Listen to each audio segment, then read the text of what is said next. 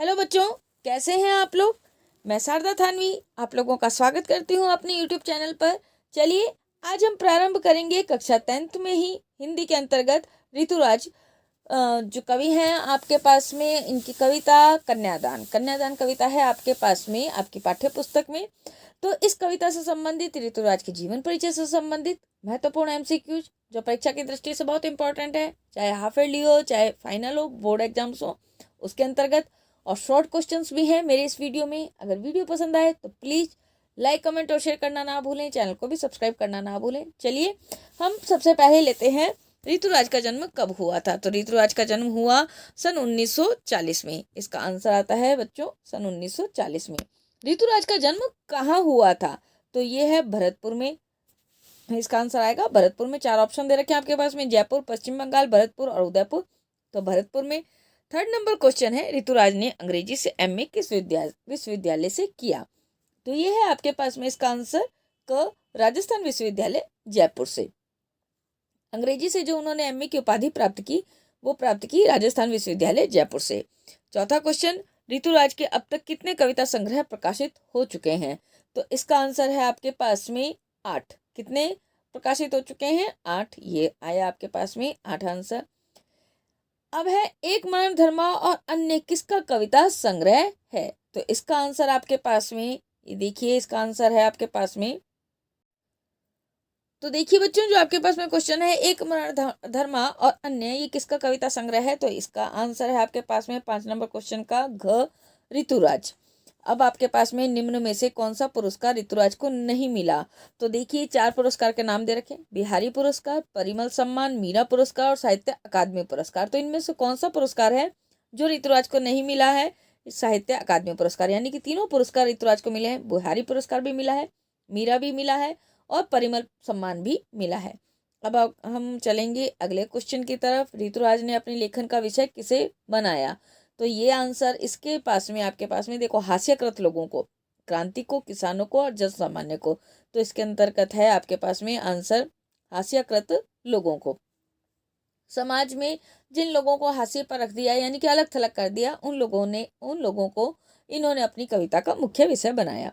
अब देखिए आपके पास में कन्यादान कविता किस कवि की है। 4 कवि दे रखे हैं आपके पास में। जो हम पढ़ रहे हैं वो पाठ है ऋतुराज का, कविता पढ़ रहे हैं हम कन्यादान। तो ये कन्यादान कविता है आपके पास में ऋतुराज की। कन्यादान करते समय कन्या की माँ दुखी क्यों थी। 9 नंबर क्वेश्चन है। क्योंकि देखिए अच्छा वर नहीं मिलने के कारण से, खर्च बहुत होने के कारण से, कन्या ही एकमात्र पूंजी थी, या थकावट के कारण। तो इसका आंसर आएगा आपके पास में कन्या ही एकमात्र पूंजी थी। कन्या की तुलना किसके साथ की गई है। कन्या की तुलना किसके साथ की गई है। तो ये देखिए, श्रोता, पाठिका, गायिका, नायिका। आपके पास में वह पाठिका थी धुंधले प्रकाश की, तो यहाँ पर तुलना की गई है पाठिका से। किससे तुलना की गई है? पाठिका से। कन्यादान में किसे स्त्री जीवन में बंधन माना गया है। तो इसका आंसर है वस्त्रों और आभूषण। कन्यादान में किसे स्त्री जीवन में बंधन माना गया है, तो उसका आंसर आएगा आपके पास में वस्त्रों और आभूषण। अगला जो क्वेश्चन, कवि ने क्यों कहा कि लड़की होना पर लड़की जैसी दिखाई मत देना। यह है स्वाभिमान से रहने के लिए। किसके लिए कहा है? स्वाभिमान से रहने के लिए।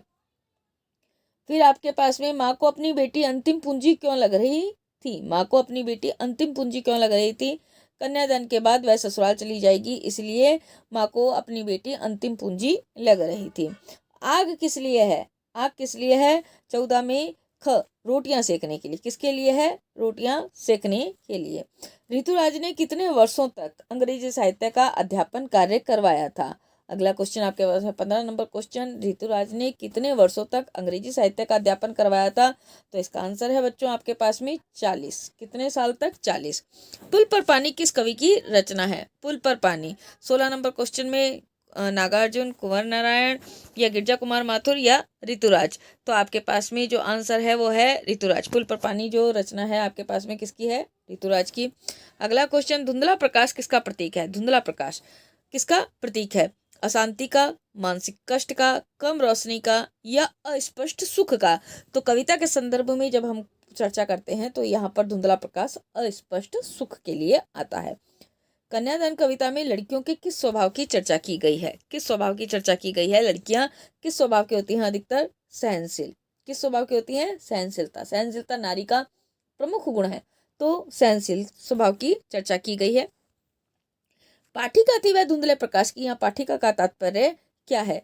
स्वयं लड़की। किसके लिए आया है? स्वयं लड़की के लिए आया है। ये आया स्वयं लड़की के लिए, लड़की की सहेली, लड़की की माँ, लड़की की चाची, किसी के लिए नहीं, स्वयं लड़की के लिए आया है। अब देखिए 20 नंबर क्वेश्चन आपके पास में MCQs का लास्ट क्वेश्चन। आग रोटियां सेकने के लिए है, जलने के लिए नहीं। पंक्ति में किस समस्या को उभारा गया है? तो इसके अंदर है अंतर्गत है दहेज की समस्या को। किसको उभारा गया है? दहेज की समस्या को। तो ये हो गया आपके पास में बच्चों MCQs। अब हम प्रारंभ करेंगे शॉर्ट क्वेश्चन। चलिए शॉर्ट क्वेश्चन के पहले क्वेश्चन की तरफ चलते हैं। चलिए बच्चों हम करते हैं कन्यादान कविता के शॉर्ट क्वेश्चंस, ऋतुराज की लिखी कविता। इसके क्वेश्चन में देखिए जो शॉर्ट क्वेश्चन है, इसका सबसे पहला क्वेश्चन है आपके पास में कन्यादान कविता का वर्णन विषय क्या है? तो इसमें कन्यादान में बेटी के विवाह का वर्णन है, जो कि माँ बेटी को विदा करते समय जो सीख देती है उस सीख का वर्णन है। तो कन्यादान कविता में बेटी के विवाह का और माँ के द्वारा बेटी को दी गई सीख का वर्णन। क्वेश्चन 2, माँ को अपनी बेटी अंतिम पूंजी क्यों लग रही थी? माँ को अपनी बेटी इसलिए अंतिम पूंजी लग रही थी क्योंकि बेटी के विदा होने के पश्चात माँ किसके साथ में अपने सुख दुख बांटेगी, इसलिए। क्वेश्चन नंबर 3, कवि ने लड़की को धुंधले प्रकाश की पाठिका क्यों कहा है? इसका उत्तर, क्योंकि उसके सामने वैवाहिक जीवन के सुखों का धुंधला प्रकाश ही था। वह जीवन के अन्य आने वाले दुखों से अनजान थी, इसलिए कवि ने लड़की को धुंधले प्रकाश की पाठिका कहा है। प्रश्न 4, माँ ने पानी में झांक कर अपने चेहरे पर मत रीझना, ऐसा क्यों कहा है? ऐसा इसलिए कहा है कि अपने रूप सौंदर्य पर मुग्ध मत होना, यही मुग्धता बंधन का कारण है। ये हो गया आपके पास में चौथा क्वेश्चन। अब हम करेंगे पांचवा क्वेश्चन। आग रोटियां सेकने के लिए है, ऐसा कहने का क्या आशय है? देखिए ये कविता जो है, मैं आपको बताऊं बच्चों कि ये कविता जो कन्यादान कविता है, ये वर्तमान में जो पुराने जमाने के लोग होते थे ना, वो अपनी बेटी को सीख देते थे कि बेटी इस घर से तो विदा होकर के जा रही है, तो ससुराल में जो ससुराल है वही तेरा असली घर है, और अब तेरी डोली यहाँ से जाएगी तो अर्थी वहीं से ही उठनी चाहिए। ये परंपरागत सीख थी। लेकिन इस कविता में जो ऋतुराज ने माँ द्वारा बेटी को सीख दी है, वो परंपरा से थोड़ा हट करके है। बेटी को यही कहे बेटी बनकर के जरूर रहना, मतलब सरलता से रहना, सहजता से रहना, अपने माता पिता अपने ससुराल में सबका दिल जीतने का प्रयास करना, अपने कामों से सबको खुश रखने का प्रयास करना, परंतु अपने चारों ओर के वातावरण में इतना भी शोषित मत हो जाना, इतना भी शोषण मत होने देना कि तू अपना अस्तित्व भूल जाए। आग रोटियां सेकने के लिए है, जलने के लिए नहीं। यहाँ तलक माँ ने इस मतलब कविता में ऋतुराज ने माँ से ये भी कहलवाया है। तो ये देखिए आपके पास में आग रोटियां सेकने के लिए ऐसा कहने का क्या आशय है? माँ बेटी को सीख दे रही है कि आग का उपयोग सिर्फ रोटियां सेकने के लिए है, स्वयं को जलाने या जलवाने के लिए नहीं। मतलब अपने अपमान से, अपने शोषण से इतना प्रताड़ित मत हो जाना कि आत्महत्या करने के लिए प्रेरित हो जाए, और ऐसा भी नहीं कि आसपास के वातावरण से तुझे बिल्कुल ही अनजान हो और तुझे कोई जलाने का षड्यंत्र कर रहा हो, तुझे कोई मारने का षड्यंत्र कर रहा हो, इसका भी तुझे आभास ना हो। मतलब हर तरीके से सजग रहने का प्रयास करना। अब छठा नंबर क्वेश्चन, कवि ऋतुराज की काव्य कृतियों के नाम बताइए। तो इसके देखिए काव्य कृतियों के नाम है, एक मनोधर्मा और अन्य, पुल पर पानी, सूरत नृत्य और लीला मुखारविंद आदि।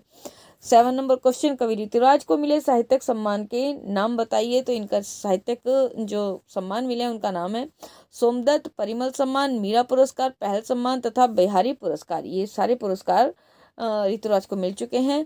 तो ये हुए आपके पास में शॉर्ट क्वेश्चंस जो कविता कन्यादान से संबंधित है और ऋतुराज के लेखक परिचय से संबंधित है। चलिए आज के लिए धन्यवाद, नमस्कार। अगर वीडियो पसंद आए तो प्लीज़ लाइक, कमेंट और शेयर करना ना भूलें। चैनल को भी सब्सक्राइब करना ना भूलें।